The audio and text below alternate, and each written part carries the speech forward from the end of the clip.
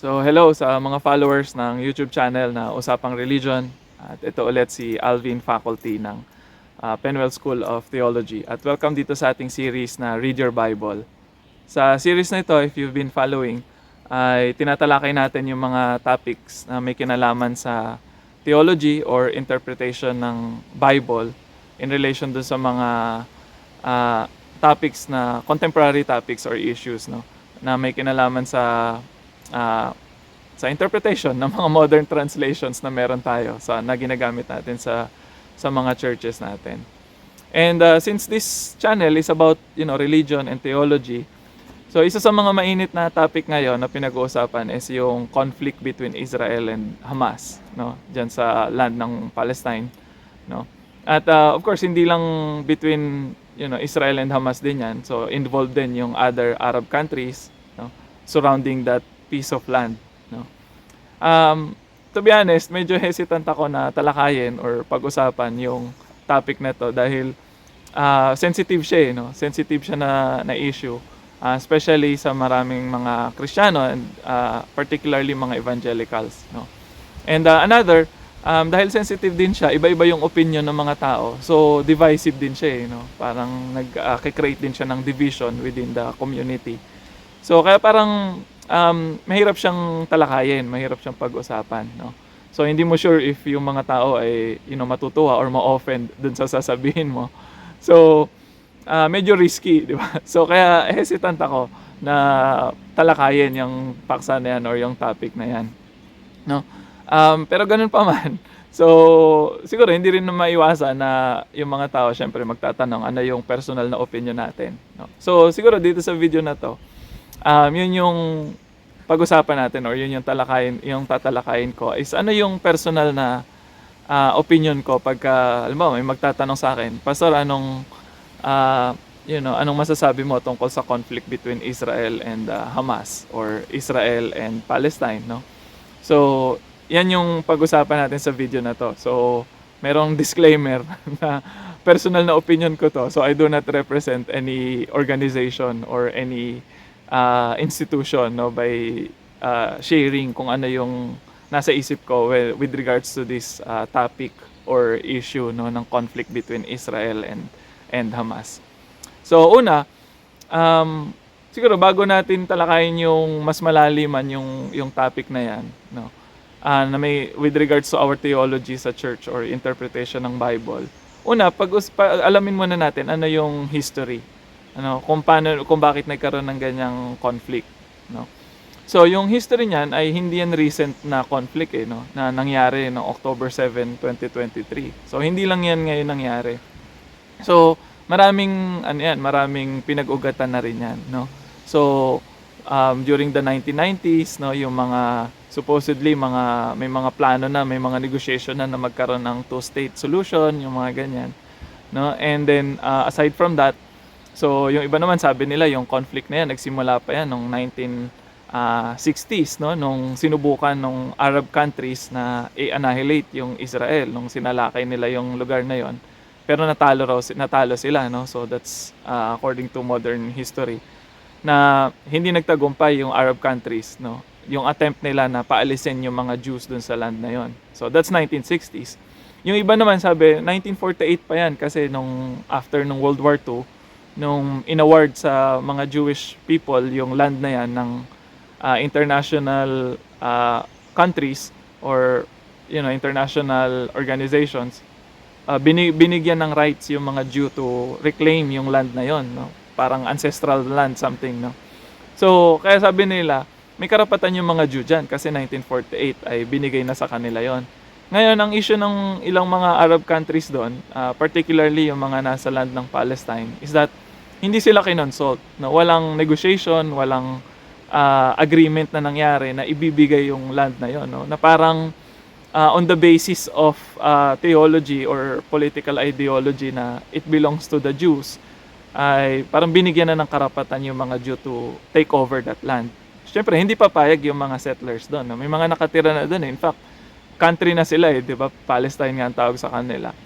So hindi sila pumayag. So they resisted, no? And because of that nagkaroon ng armed conflict, and of course with the backing of Western countries, So merong resources ang Israel at that time, no? So matindi rin yung nangyari doon, no? So kaya ang tawag ng mga Palestinian doon Nakba or catastrophe, di ba? So it's parang kung ang mga Jew merong Holocaust, sa kanila meron silang Nakba.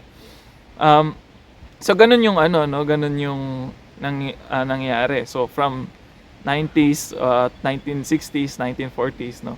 So maraming issues ng conflict and violence doon sa nangyari doon sa lugar na 'yon.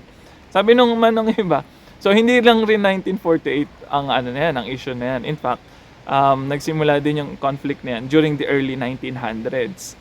No, nung nabuo itong political ideology na tinatawag na Zionism, no, yung idea na that land belongs to the Jews, no, and yung Jews na tinutukoy dito, these are the Jews who are from Europe and North America, no, so yung mga migrants living in those countries. So ini-encourage sila na bumalik dun sa kanilang ancestral home or ancestral land. So kumbaga mga displaced Jews ito, no, na throughout history, no, na mga immigrants, nakatira sila sa iba't ibang bansa. So it seems na sa mga European countries, they also prefer na itong mga Jews na to, bigyan sila ng sarili nilang lugar, no. So para bumalik sila doon. So that's during the 1900s. Sabi ng iba, political din yon kasi mayroong conflict between Great Britain and Ottoman Empire. So ginamit yung reasoning na yon, yung political ideology na yon, para i-boost na yung mga Jews bumalik dun sa land na yon and ma-drive out yung mga residents, no, nakalaban ng Great Britain at that time. So that's 1900. So ibig sabihin, malayo yung malayo yung history na pinanggagalingan ng conflict, no? Pero is it still, part of the biblical conflicts between Israel and those countries, no?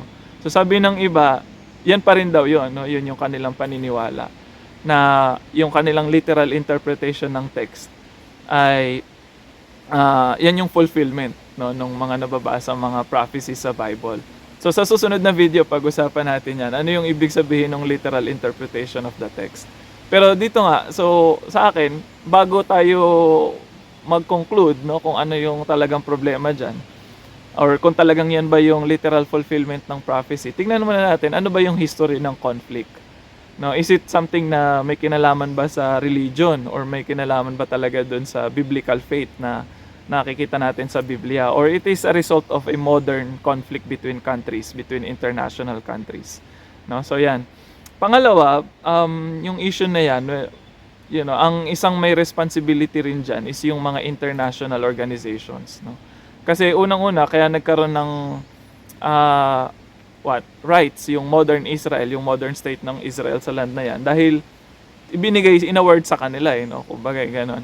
And nung in-award sa kanila yon, they believe na meron silang karapatan to reclaim that, no? Despite na mag-resist yung mga tao doon. Ngayon, nangyari yan, no, because of what happened after World War II, no. So ngayon, para ma-prevent na magkaroon ng mga world wars, no, sa mga darating na panahon, nag-create ng mga international courts, no, like International Court of Justice, UN, no, United Nations, na yung mga organizations na yun, signatory dyan ng Israel, no. So ibig sabihin, yung mga policies ng mga international bodies and organizations na yan, may kinalaman din ng Israel, kaya paano nabuo yung mga yon. So dapat, to assess or to evaluate yung conflict, ang Israel dapat mag-subscribe din sila doon sa mga policies na yon, na bahagi sila doon sa pag-craft or doon sa pagbuo ng mga policies na yon. No? So yung issue na yan, hindi lang siya about issue ng faith, in other words. Issue yan ng international community, issue yan ng international countries, no. At sila yung may main role and responsibility kung paano mare-resolve yung conflict na yan, no. So again, hindi lang yan issue ng tungkol sa Biblia or interpretation. It's a modern issue na may involve ang mga international organizations, no. So kaya maganda alamin yung history ng conflict, and at the same time, ano ba yung mga policies na dapat na masunod, no, sa pag-handle ng conflict na yan. Ngayon sa akin bilang isang Kristiyano na na exposed din sa mga ganitong issue, hindi naman natin maiwasan, 'di ba? Na nasa social media, nasa balita nakikita natin. So paano tayo dapat mag-respond bilang mga Kristiyano So sa akin ang number one na position ko diyan is ano ba yung identity ko bilang Christian. So as a Christian, ang loyalty ko ay hindi sa any group or nation, no? Modern nation or modern group. Ang loyalty ko is kung ano yung sinasabi ni Jesus Christ as my Lord and Savior, no? So kung naniniwala ko si Jesus Christ ang Messiah, ang King of Kings at Lord of Lords, so I would first, look at his teaching, no? Yun ang una kong titignan to look at that situation. No, hindi dahil Israel binanggit sa Biblia ay nandun na agad yung position mo, no? Mayroon ka na agad na pinapanigan, no? So sa akin, ang main loyalty ko is kay Jesus Christ. Ano ba yung tinuro niya sa mga disciples niya at ano ba yung sinasabi niya sa church na dapat gawin ng church especially when it comes to addressing yung mga conflicts, no? So maraming teaching si Jesus Christ tungkol diyan, no? And the next thing aside from that, no, so aside from being a Christian is yung interpretation nga ng Biblia, no? So which is yun yung pag-usapan natin siguro sa susunod na video. So paano ba natin i-interpret yung mga prophecies sa Biblia, no? Kasi yun nga yung tingin ng iba, no, na yung mga nangyayari ngayon sa Israel, sa Palestine is fulfillment of biblical prophecy, no, na ito na yung nagsisimula na kumbaga yung fulfillment ng mga eschatological hope, no? Ibig sabihin yung last days na ang tingin doon na parang ito yung way para bumalik si Jesus Christ sa mundo, no? Pagka na-reclaim na ng Israel yung land na yon and na-rebuild na yung city at yung temple, no? So yun yung literal interpretation nila ng prophecy. Ngayon ang tanong, saan ba nanggaling yung ganyang klaseng interpretation ng Biblia? No? So, yun yung pag-usapan natin sa susunod na video. Paano ba i-interpret yung mga end time prophecy sa Bible? No? And yung mga ganyang klase ng interpretation na literal na yung modern Israel ay yung paraan para bumalik si Jesus Christ sa mundo. No? Saan ba nanggaling yung interpretation na yan? Kasi it's also a modern it's a product of modern theology din eh. So hindi yan part ng yung mga naunang way ng pagbabasa sa scripture, no, yung literal interpretation.